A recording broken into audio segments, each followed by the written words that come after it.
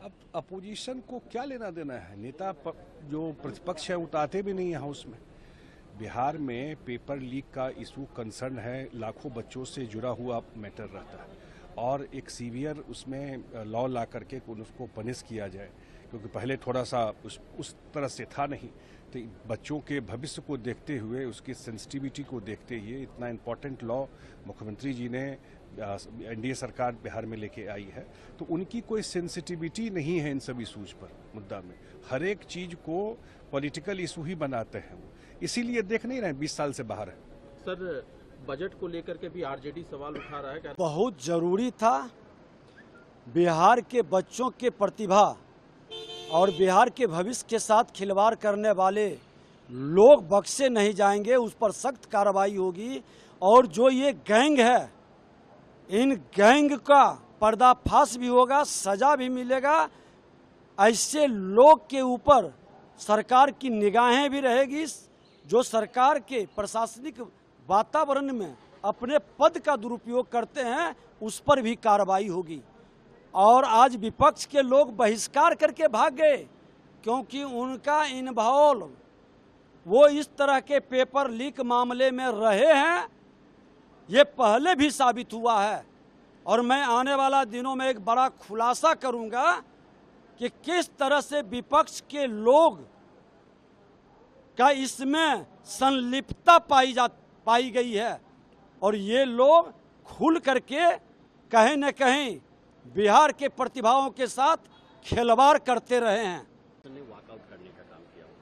तो आप देख ही सकते हैं कि विपक्ष हमेशा हर जगह हल्ला हंगामा करती है। नीट पेपर लीक को कितना उन्होंने सड़क पे निकल गए और इतना चिल्ला चिल्ली हुआ, यहाँ पे दिल्ली में भी चिल्ला चिल्ली हुआ। और अब जब बिहार में एक अच्छा बिल पास हो रहा है, एंटी पेपर लीक पे बिहार सरकार काम करना चाह रही है, तो बैठ करके मुद्दे पे चर्चा और अपना विचार रखने के अलावा वो वॉकआउट कर गई। तो ये संदेश पूरे बिहार वासियों के लिए, पूरे राज्य के लिए है कि विपक्ष बिल्कुल भी गंभीर नहीं है। उनको खाली मुद्दों पे हल्ला हंगामा करने आते हैं, पर उनका कोई भी इरादा नहीं है कि वो बैठ करके चर्चा करें। उनके पास एक अच्छा मौका था, अच्छा समय था कि वो विधानसभा में बैठ के नीट पेपर लीक के मामले पे या पेपर लीक के जितना भी मामला हुआ है बिहार में, उस पर बैठ के वो चर्चा करें, पर वो वॉकआउट कर गए। तो ये तो समय की बर्बादी है और पूरा का पूरा जो प्रोसेस है उसको कहते हैं ना, सदन की गरिमा को वो नहीं रखते हैं, वो उनको उस पर नहीं मानते हैं और ना वो किसी प्रोसीडिंग्स पे मानते हैं। प्रधानमंत्री जी ने कानून पास किया और पूरे देश से आग्रह किया कि जो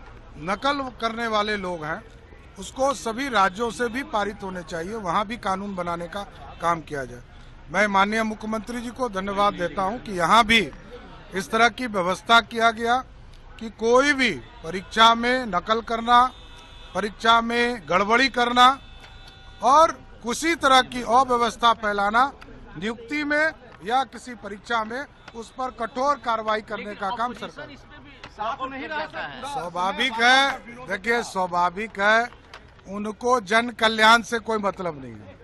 15 साल तक लालू जी का राज रहा इस बिहार में, गुंडागर्दी और अपराधीकरण कराने का काम किया। और उसी तरह आज जब कानून बन रहे थे तब भी बिहार में महागठबंधन के लोग इससे बाहर रहे। नियम में वैसे तत्व जो इस तरह की गड़बड़ियां करते हैं उनके विरुद्ध सख्त कानून बनाया है। कई मामलों में जो सेवा प्रदाता हैं यानी एजेंसी वाले हैं, अगर वो संगठित रूप से इस तरह के आपराधिक कृत्य में शामिल हैं तो उनको मिनिमम 1 करोड़ रुपए तक की सजा है, 10 साल तक कैद की सजा है। इसलिए ये सख्त कानून बनाया गया है और हम उम्मीद करते हैं कि इससे हमारे बिहार के जो मेधावी छात्र हैं, जो मेहनती छात्र हैं, जो लगनशील छात्र हैं, जो मेहनत के बल पर सफलता हासिल करना चाहते हैं, नियुक्तियों और नामांकन के परीक्षाओं में अपने भरोसे सफल होना चाहते हैं, वैसे छात्र छात्राओं का, वैसे युवाओं का भविष्य सुरक्षित होगा, सुनहरा होगा। विपक्ष साथ नहीं रहा सर, विपक्ष वॉकआउट कर गया। इतना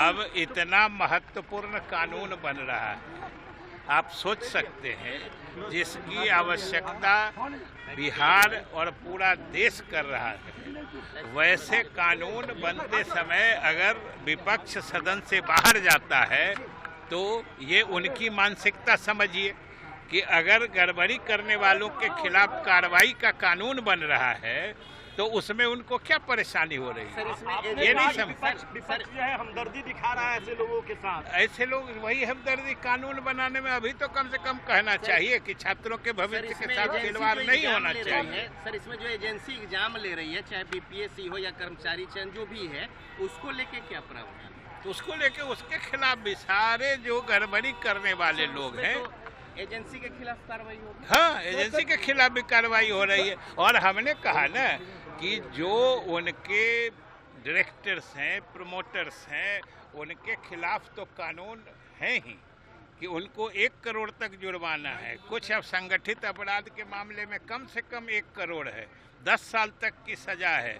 और तो और वैसे गड़बड़ी करने वाले एजेंसियों या प्राधिकरण की जो संपत्ति है उसको भी कुर्क करके समपहरण यानी उसको सीजर और फॉरफीचर का भी प्रावधान बना है। तो इससे ये तो समझिए छात्र के भविष्यों को सुरक्षित करने का कानून है। फिर विपक्ष क्यों बाहर चला गया हम लोग नहीं समझ पाए। असेंबली में पास हो गया है लेकिन अपोजिशन ने वहाँ बाइकआउट करने का काम किया। देखिए, विपक्ष की परिभाषा आजकल बदल गई है। जहां राहुल गांधी केंद्र में विपक्ष में हो और वहां आरजेडी हो, तो विपक्ष की परिभाषा बदल गई है कि सरकार अच्छे काम भी करे तो विरोध करो। अगर पेपर लीक पर भी कोई वॉकआउट करे तो ये दुर्भाग्यपूर्ण स्थिति है। अगर बिहार को इतना पैकेज मिले, उसको भी कल तक यही लोग कह रहे थे कि कुछ नहीं। दिल्ली के अंदर राहुल गांधी हैं जो मीडिया में रहने के लिए झूठ बोलते हैं। उन्होंने आकर के पहले बयान दे दिया किसानों की अंदर नहीं जाएगा, उसी समय पास आ गया। ये राहुल गांधी झूठ बोलते हैं, मीडिया में आके नैरेटिव सेट करते हैं और किसान के नाम पर नैरेटिव सेट किया। जिस समय वो बाइट दे रहे थे उसी समय किसानों का पास आया। ये झूठ बोल के राजनीति नहीं चलेगा, नैरेटिव नहीं सेट होगा। अगर आप ये वीडियो YouTube पर देख रहे हैं तो हमारे चैनल को सब्सक्राइब करें और बेल आइकन को दबाना ना भूलें। अगर आप Facebook पर ये वीडियो देख रहे हैं तो हमारे पेज को लाइक करें।